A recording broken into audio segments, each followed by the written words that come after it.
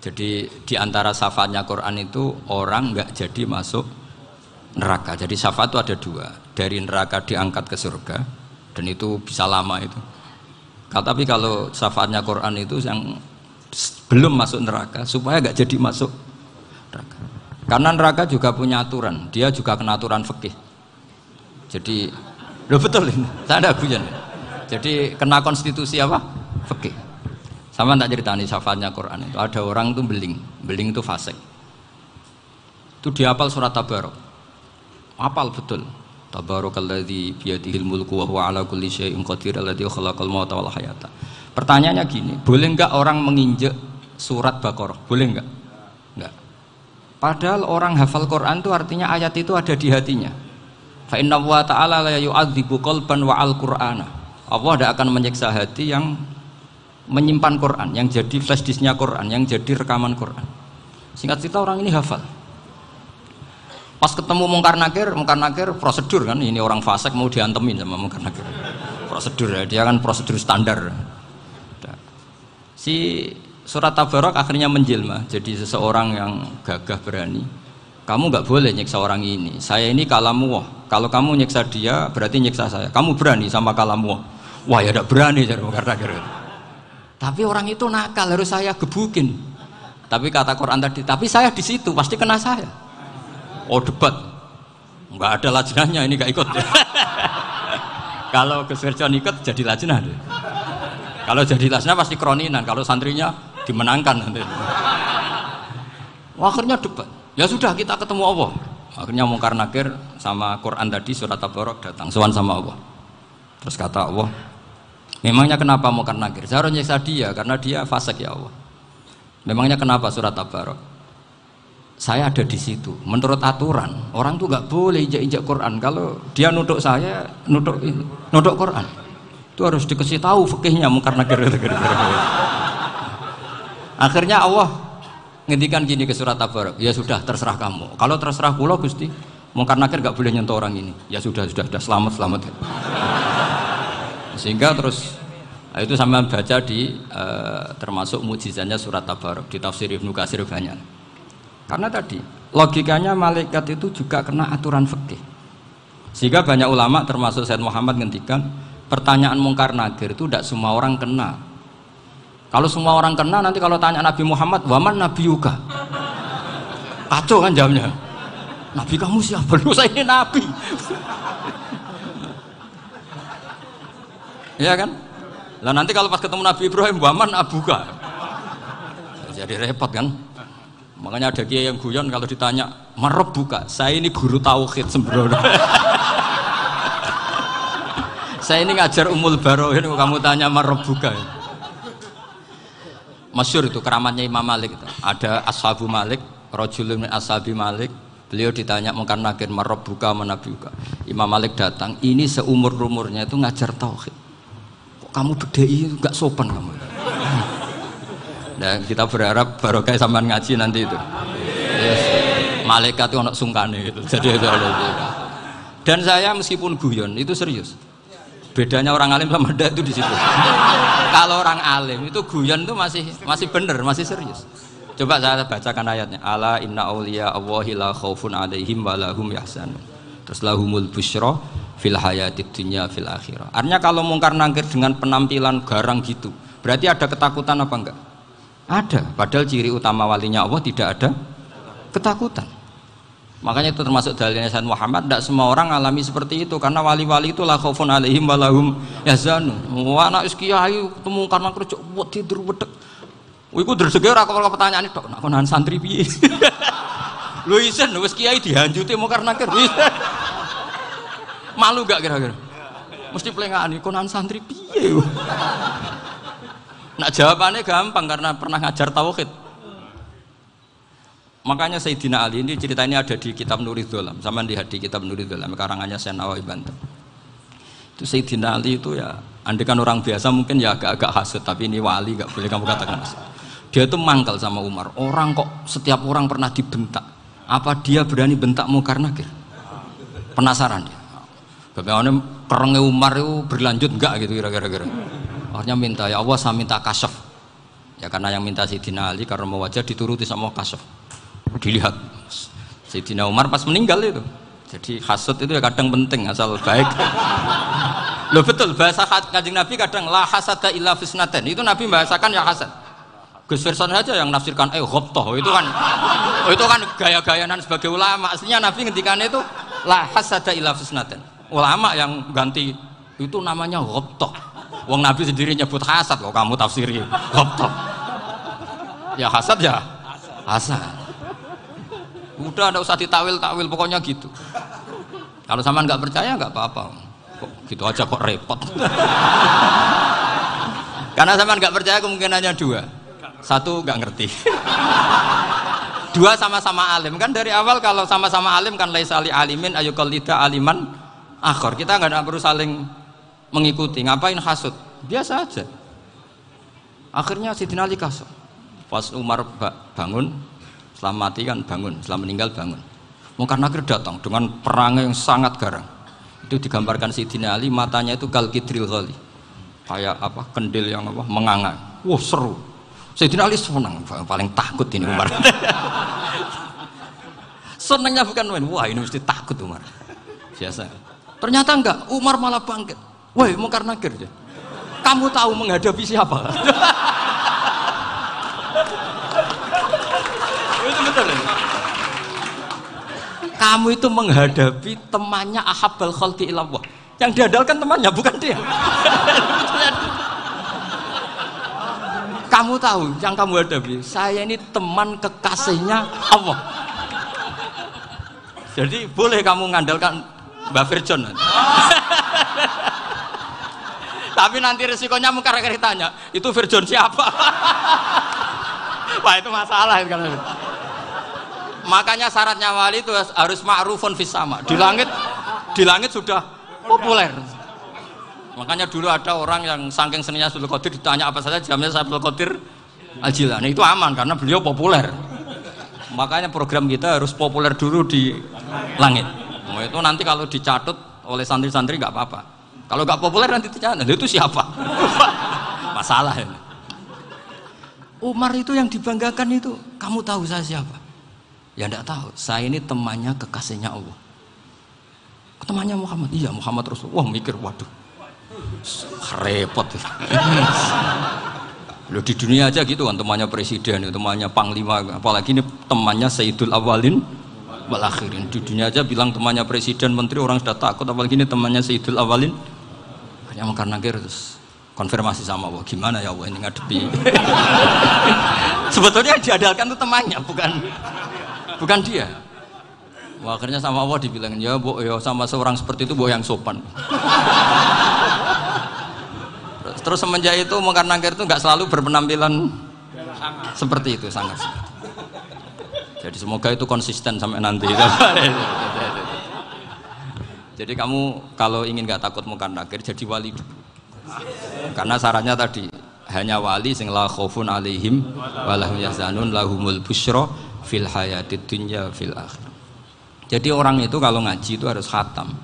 Jangan semuanya kena pertanyaan. Dan kalau semuanya kena pertanyaan nanti repot. Kalau Nabi Muhammad ditanya waman Nabi juga. Nabimu siapa? Lu kan terus jadi aneh. Jadi makanya ngendikane Sayyid Muhammad semua ulama lah, nggak ada am kecuali ditaksis, kecuali sifatnya Allah. Misalnya bikulli syai'in alim ya benar-benar bikulli syai'in. Tapi kalau am semuanya pasti ada taksis, meskipun dalam muhawarah muhadasah biasa. Misalnya contoh gampang, istri kamu baru seneng kamu, Mas nak pengen apa-apa itu lapor aku, gak apa-apa Mas, mesti aku seneng sama lapor. Iku di aku pengen wayo. Wah langsung jadi apa wae. Mesti apa wae maksudnya kecuali itu gitu. Padahal kalau ngomong ya Mas sampean ingin apa saja tak dukung. Terus sampean bilang kepengin iku wayo. Kira-kira disetujui apa enggak? Sama seperti kita kalau punya teman akrab, wes nang omahku gak apa-apa, anggap ya omahmu dhewe. Terus mlebu-mlebu kamar. Jadi tidak ada am kecuali di taksis. Artinya kalau ada cerita bahwa orang mati pasti ngalami ditanya Mungkar Nakir, itu pasti ada am yang di taksis. Itu pasti tidak dialami para anbiya, para auliya. Karena ciri utama wali itu la khaufun alaihim walahum yahzanun. Kemudian saya yang mau cerita ya supaya sampean bisa menghadapi dunia global ini, tak bawa tafsir Munir termasuk tadi. Kenapa orang Islam Rasulullah SAW itu lebih senang kalau yang menang itu orang Nasrani Romawi ketimbang yang menang itu orang Faris, dalam hal ini ateis. Karena orang ateis itu lebih ngeri. Sebetulnya beberapa penemuan sains, terutama di ilmu medis, itu orang Amerika, kayak cloning. Tapi orang Amerika itu masih dilarang oleh gereja untuk mengaplikasi. Karena nanti bayi cloning itu dipakai suku cadang. Di Amerika masih ditentang oleh fatwa-fatwa agama, baik Islam maupun Kristen. Tapi di Cina itu dipraktekkan. Karena nggak ada halangan agama. Di Cina itu biasa ada kondom diolah lagi jadi alat-alat aksesoris. Di Amerika tidak ada karena masih ada agama, masih ada larangan. Sehingga orang Islam itu lebih takut kalau yang menang itu Persia, karena terus cara berpikir ternyata Tuhan itu tidak ada, langit nggak ada perannya. Jadi ketika yang menang Nasrani masih berpikir itu pertolongan Tuhan, meskipun mungkin cara mengatakan Tuhan beda dengan kita. Tapi ada satu kesamaan bahwa kekuatan samawi itu ada. Jadi disebut ghulibatir rum fi adnal ardi wa hum min ba'di ghalabihim saghlibun.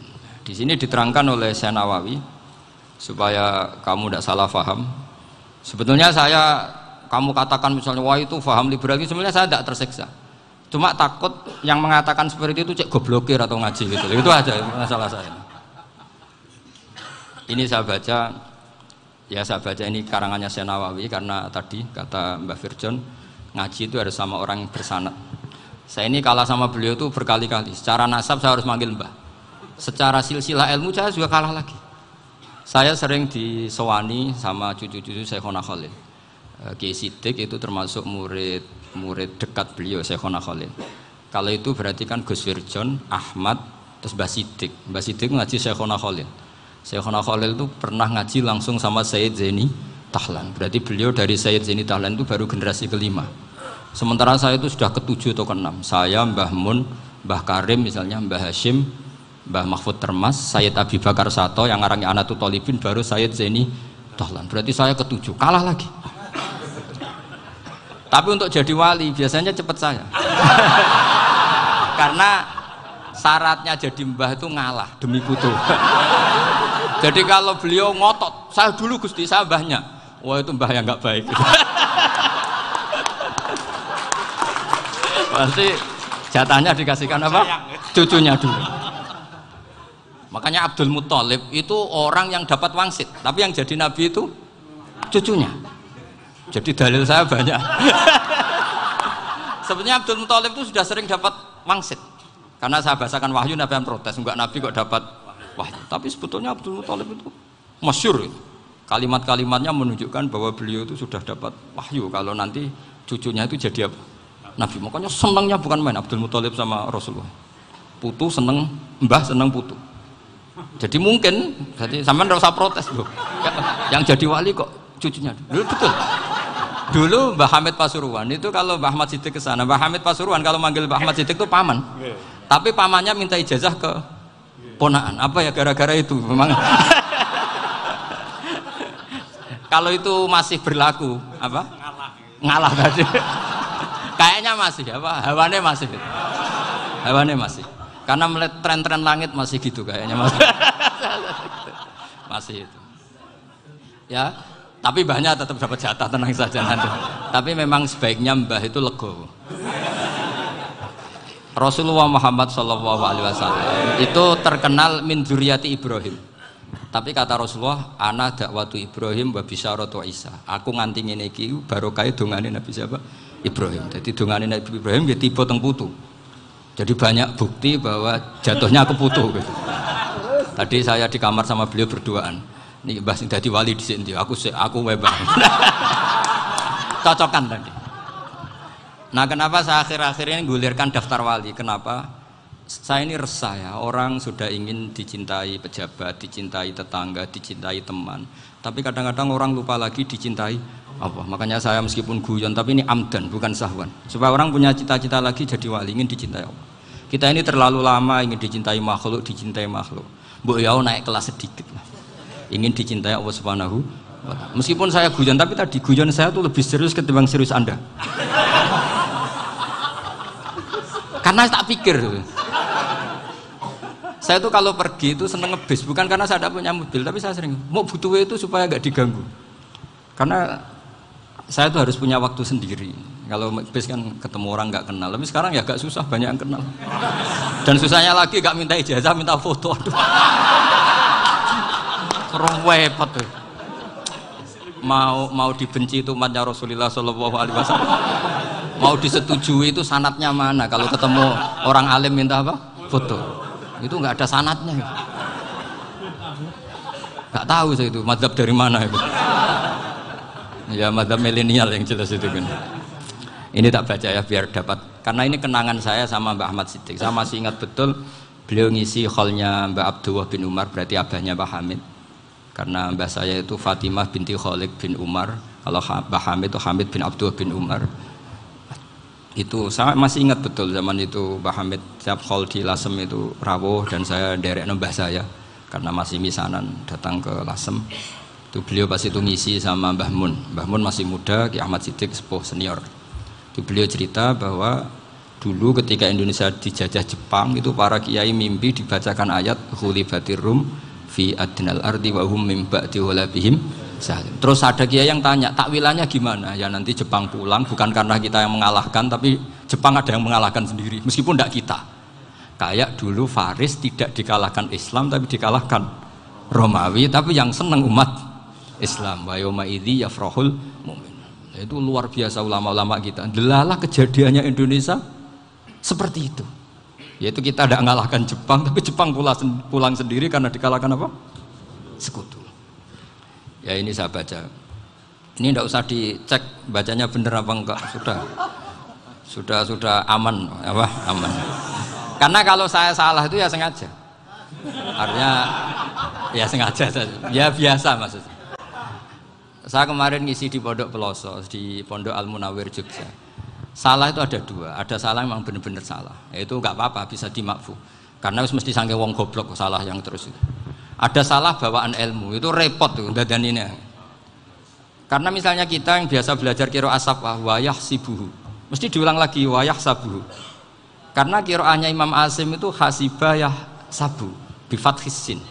Sementara kita kalau ngaji kitab kulino yahsibu. Sehingga kita yang biasa belajar safah itu kalau baca kitab itu kayak orang bingung.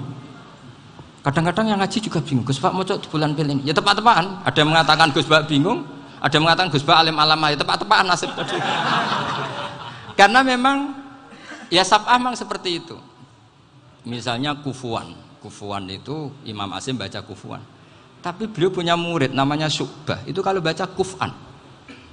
Makanya kita itu, ini kan khataman Quran ya, jadi saya menyinggung sedikit tentang qiraah safah. Tadi beliau juga sudah tak kasih kitab saya Hifdzuna Liyadal Mushaf. Sama tak ajari latihan safah, memang angel ya. Makanya yang nggak bisa itu wong pinter, sudah tahu angel ya nggak usah diteruskan kan. Orang menghindari barang angel itu pinter apa goblok? Pinter. Berarti wong goblok pinter. Saya tuh makanya sama orang goblok tuh respect. Jadi orang alim tuh angel apa gampang? Angel. Menghindari barang angel pinter apa goblok? Loh, orang menghindari barang angel pinter apa goblok? Pinter. Berarti wong goblok pinter.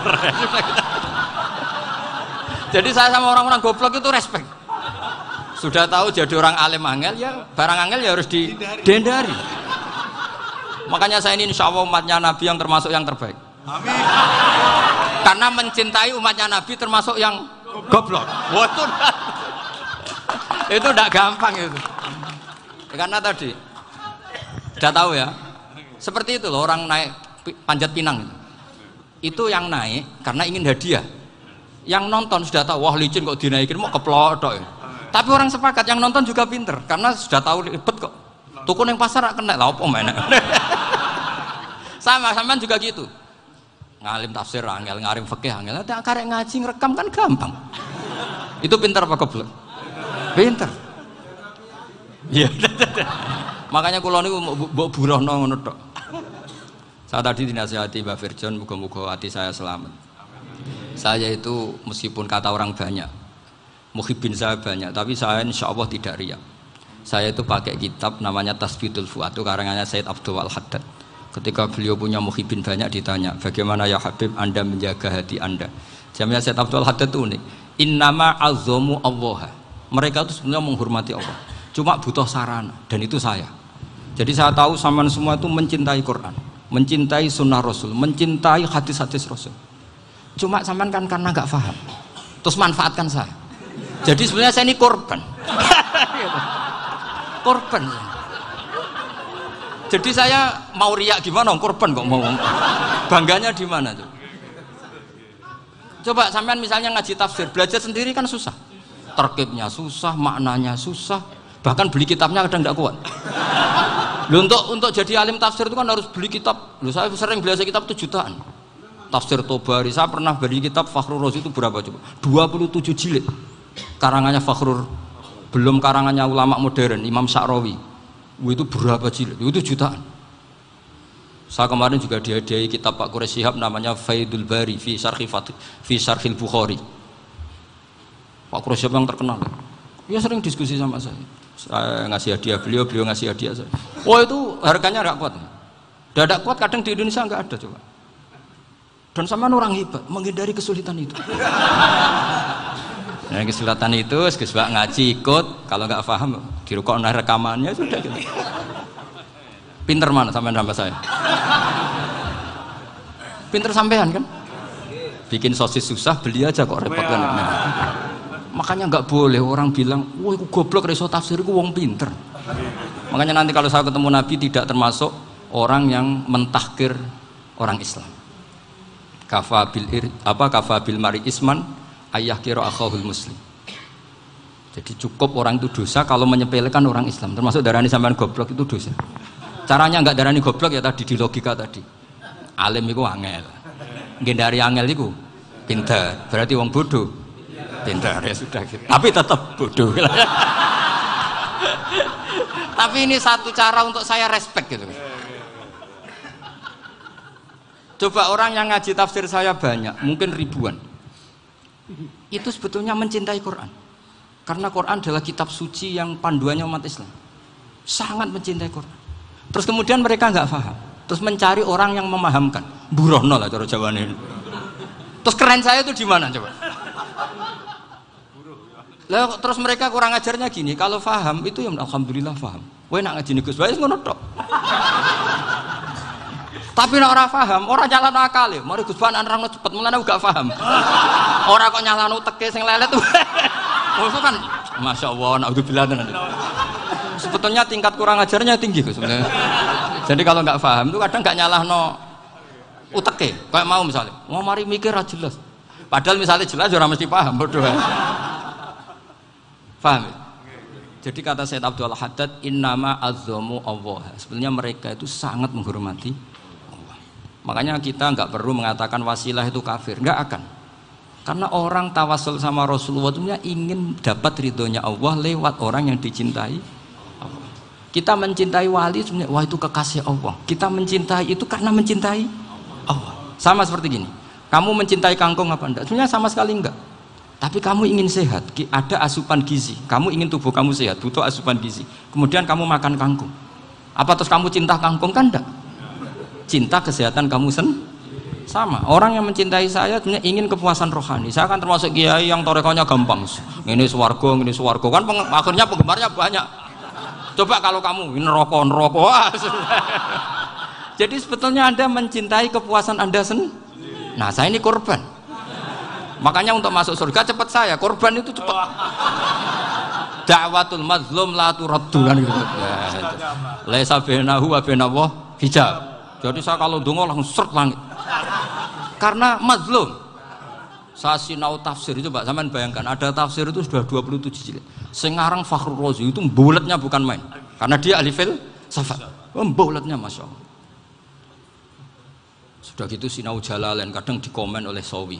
Sudah kita percaya Jalalain jebule dibuli Sawi. Percaya Sawi dikandani, "Oh iku Maliki rasa ribet." Sudah gitu sinau Qurtubi, sinau tafsir Tobari itu susahnya. Belinya susah, belajarnya susah. Padahal saya punya keluarga, punya istri, punya anak. Bayangkan kalau istri saya rewel kayak istri sampean. Wah itu, tapi alhamdulillah enggak. Sama sekali enggak. Allah sudah milihkan, wah ini bahaya kalau punya istri rewel. Imam Sibawai itu kitabnya banyak, tapi yang terbukukan hanya kitab Sibawai. Karena beliau kalau sudah belajar lupa istri. Hanya pas beliau di pasar, kitabnya dibakar semua sama istrinya. Karena dianggap saingannya. Ternyata yang dicerai tidak kitabnya, malah istrinya. Itu Imam siapa? Sibawai. Tapi alhamdulillah kitab saya nggak terbakar, aman. Saya teruskan ya. Jadi untuk menjaga riya dilatih innama azzamu Allah. Sebenarnya mereka itu menghormati Allah. Sehingga wasail-wasail itu sebenarnya nggak pernah jadi subjek pelaku utama, enggak. Tetap Allah. Sebab itu kata Sayyid Muhammad, kamu kok mengatakan wasilah itu kafir itu gimana? Ketika innallaha qad ba'atsa lakum taluta malika. Talut itu ya manusia. PD-nya itu apa? Inna ayata mulkihi ayyatiyakumut tabut fihi sakinatum mir rabbikum wa baqiyatum mimma taraka alu Musa wa alu Haruna tahmiluhul malaika. Jadi beliau PD itu kalau bawa sunduk semacam peti sakti, sing di situ ada baqiyatum mimma taraka alu Musa wa alu Haruna tahmiluhul malaika. Ya kayak semacam jimat. Tapi saya bukan mensyariatkan jimat enggak, karena nanti banyak penjual yang pembohong juga gitu loh. Cuma cerita, kamu tidak usah mengatakan kafir. Dulu Talut PD-nya kalau bawa sunduk semacam peti kesaktian yang di situ ada baqiyatum mimma taraka alu Musa wa alu Haruna tahmiluhul malaika. Sehingga Khalid bin Walid meskipun beliau sahabat dan menyaksikan wajah Rasulullah SAW, itu bawa sya'aratun min sya'aratihi Rasulullah SAW, bawa rambutnya Nabi. Perang kemana-mana itu diletakkan di pecinya. Nanti sama tanya lagi, masa pakai peci Khalid bin Walid ini? Wah panjang, sampai itu repot. Sampai tak warai ngaji usul fikih. Usul fikih itu kalau ngaji itu ada istilah tangkihul manat. Ini mesti ini wilayah yang kita bisa berdebat sama Mbah Firjon. Dulu itu musuh saya karena saya makili Anwar, beliau makili Peloso. Tapi tahu-tahu kalah tua terus saya mengundurkan diri. Di fikih itu ada istilah, ada tangkihul manat, ada tahqiqul manat, ada tangkihul manat. Tangkih itu kira-kira gini, lafadz hadis itu dibuang sekian untuk tahu bahwa itu madarul hukmi. Misalnya gini, tak beri contoh paling gampang. Sama harus paham, kalau nggak paham nggak pinter-pinter. Ja'a a'rabiyun ila Rasulillah sallallahu alaihi wasallam. Ya karena ini menghormati Mbah Ahmad Siddiq, saya orang alim, jadi ngaji ini tetap ada suasana alim. Ya harus ada suasana alim. Nggak perlu jadi orang alim tadi susah. Sudah ngindari susah itu pintar. Sudah itu aja. Jadi orang alim susah, ngindari barang susah pintar. Berarti orang tidak alim pintar. Nah, meskipun tetap sudah kita itu pegangi sampai mati nanti. Loh, jadi orang alim itu repot. Itu kata Imam Ghazali, kalau orang alim kalau masuk surga itu sama Allah nggak boleh. Kif, kamu nggak boleh langsung masuk surga. Coba cari umat kamu, syafaati dulu. Nah, saya takut nyari sampean nggak bisa kembali. Saya tidak punya rencana itu. Pokoknya mau masuk. Boleh sampean kuaduan, aduan balik raroh dewe, repot nanti saya. Berat jadi orang alim itu berat. Ya saya teruskan ya. Ada tangkihul manat. Ja'a a'rabiyun ila Rasulillah sallallahu alaihi wasallam. Faqala ahlaktu wa ma ahlakaka qal waqa'tu imraati fi nahari Ramadan. Ya dan kita saya ini rusak ya Rasulullah. Kenapa? Karena saya menjima istri saya fi nahari Ramadan. Terus kata Nabi, kamu harus bayar kafarah. Napa Nabi kafarah? Puasa 2 bulan. Wong baru 1 hari aja terjadi gitu kok disuruh puasa 2 bulan. Ya tidak kuat ya Rasulullah. Baru berapa hari saya puasa aja kecelakaan seperti itu. Apalagi kalau sampai 2 bulan. Enggak ya Rasulullah. Ya sudah kalau gitu kamu apa? Pertama ngasih makan apa? Itqu raqabah kan, pertama merdekakan budak. Tapi kan sekarang nggak ada budak makanya terus sekarang langsung puasa. Wah ini nggak bisa semua. Ya sudah ngasih makan orang 60. Kasihkan siapa ya Rasul? Ya orang fakir. Saya ini paling fakir. Di kampung saya ini orang paling fakir. Jadi mulai dulu orang fakir itu hubungan suami istri itu paling lancar mulai dulu. Makanya orang fakir itu anaknya banyak. Karena hiburannya hanya itu. Wong Ramadan aja. Coba mau ke ATM nggak punya uang, mau antri di bank nggak punya, mau apa coba? Itu mulai dulu. Ini sanatnya mutasil. Wah, akhirnya sudah sanksinya kan tadi ya itqu raqabah atau puasa 2 bulan berturut-turut atau ngasih makan 60 orang miskin. Lalu kata ahli usul fikih, kata a'rabi dibuang, nggak menjadi catatan hukum. Orang kota pun kalau melakukan itu juga kena sanksi yang sama. Imro'atahu juga dibuang. Andai kan itu dilakukan untuk amatnya juga ketentuannya sama. Nah sekarang perdebatan antara Imam Syafi'i dan Imam Malik begini. Sekarang pertanyaan gini, jima istri itu hukumnya boleh apa haram? Boleh kan? Lalu kalau ada orang tanpa udzur kemudian makan siang-siang, cara Imam Malik hukumnya sama, harus kena sanksi yang sama. Karena sama-sama hadku hurmati Ramadan bi ghairi udzrin syar'iyyin. Sama-sama merusak hukum Ramadan tanpa udzur syar'i. Lo jima itu tidak zina. Kan hukumnya jaiz. Nah, sekarang makan hukumnya jaiz, harusnya juga kena ketentuan yang sama. Cara pikirannya Imam Malik.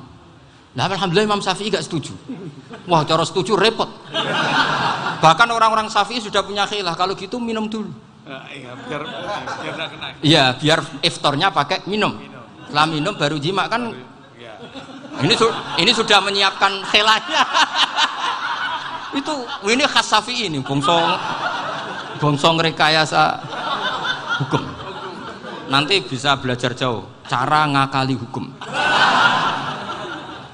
Makanya guyonan yang masyhur Gus Dur itu gitu. Ada seorang kiai atau Gus lah, ya punya salah, namanya manusia kan punya salah, entah cangkruk entah apa, pokoknya punya salah. Ada wartawan yang ngiranya semua kiai itu orang suci, sehingga tanya sama Gus Dur, Gus itu ada kiai kok, ya pokoknya salah lah. Tapi jangan bayangkan dosa besar, enggak, kecil-kecil aja. Itu gimana itu? Padahal kiai kan orang suci. Jawabnya Gus Dur lucu. Ya justru yang boleh salah itu para kiai. Kalau kamu nggak boleh. Loh, kok bisa Gus? Karena mereka tahu caranya tobat. Repot. Kalau kamu nggak tahu caranya. Sama pelanggaran hukum itu ya harus pakar-pakar hukum. Itu yang tahu caranya rekayasa. Kalau kamu ya kena pasal kan ya. Jadi kamu jangan niru saya ini punya sekian cara untuk kembali.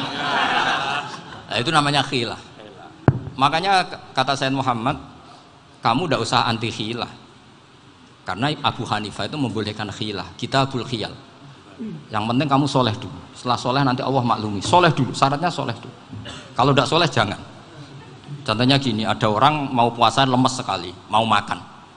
Gampang. Kalau langsung makan kan kayak hadku hormati Ramadan biwiri udrin syar'iyyin. Aku langsung mau jembera sowan Mbah Firjon.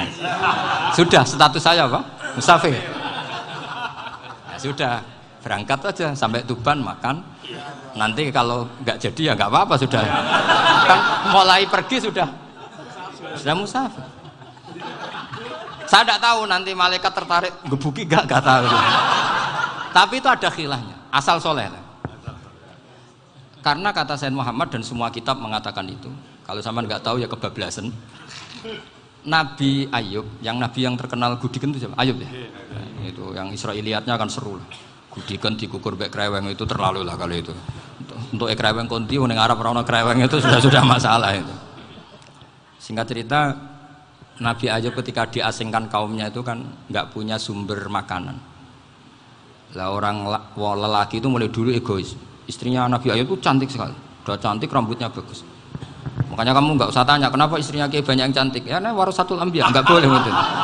Kalau nggak cantik ya warasatul anbiya dari segi balak. Istrinya Nabi itu semuanya cantik. Nggak usah tanya sebabnya apa, pokoknya gitu, semuanya cantik. Singkat cerita, beberapa kali istrinya Nabi Ayub itu kerja demi bisa nafkahi Nabi siapa? Suatu saat itu tidak ada pekerjaan yang cukup untuk beli roti. Satu-satunya peluang dapat rezeki itu putrinya raja itu rambutnya berondoli. Terus ada sayembara siapa yang rambutnya bagus mau dibeli. Sampai rambutnya istrinya Nabi Ayub itu dijual. Nabi Ayub tersinggung karena itu mengurangi kecantikan. Jadi lelaki mulai dulu gitu. Udah nggak urun kalau istrinya nggak cantik itu komplain. Itu khasnya lelaki. Jadi kalau kamu gitu ada sanadnya juga, tenang saja ya. Komplain ya pegawaian itu. Saking mangkelnya Nabi Ayub terus ngendikan la adriban naki mi'ata sautin. Kamu akan saya pukuli dengan mi'ata sautin atau dengan 100 cambukan. Atau mi'ata dikhtin atau mi'ata apalah sesuai konteks zaman itu. Engko nek muni pecut tuku konti kok ribet lagi. Singkat cerita akhirnya ketahuan bahwa istrinya menjual itu demi Nabi Ayub. Allah nggak ridho kalau kekasihnya yaitu istrinya Nabi Ayub wis perjuangan kayak gitu malah kena hukuman. Tapi Allah juga nggak ingin kekasihnya yang bernama Ayub melanggar sumpah. Padahal beliau sudah sumpah, wallahi demi Allah nanti tak pukul dengan 100 kali. 100 kali dengan lidi lah misalnya, contoh yang gampang tuh lidi. Akhirnya sama Allah dikasih satu solusi. Wa khud biyadika dikhtan fadrib bihi wala tahnas. Ya sudah, lidi itu ikat jumlahnya 100. Terus pukul sekali saja. Anggap saja sudah 100. Iku pangeran sing wari ngakali ngono iku pangeran. Tapi syaratnya soleh. Syaratnya soleh. Jadi kalau kamu anti khilaf berarti anti ajarannya Allah di ayat itu. Wa khud biyadika dikhtan fadrib bihi wala tahnas. Itu dulu ada, ini cerita di Ithaf, ini cerita terakhir, ini sudah, sama jangan nama sudah. Terus pengumuman tadi, yang nggak pernah sepuh ngutang saya itu haram tadi.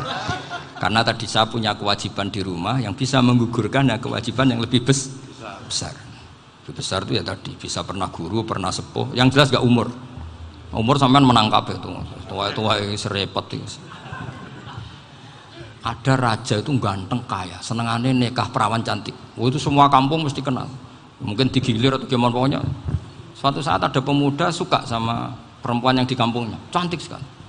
Kemudian pemuda ini ternyata pekerja di kerajaan itu. Tiap hari ditanya, wah itu yang di kampung yang cantik siapa? Mau saya nikahin gini. Wah bahaya ini, saingannya raja. Jadi yang dibidik pemuda tadi itu saingannya. Si raja ini orang yang namanya raja kan gengsinya tinggi. Kaifatang kihuha wa qad ra'aitu qad qabbalaha rajulun. Kok mbok nikah piye? Saya tuh pernah melihat dicium lelaki. Wah, gak mau.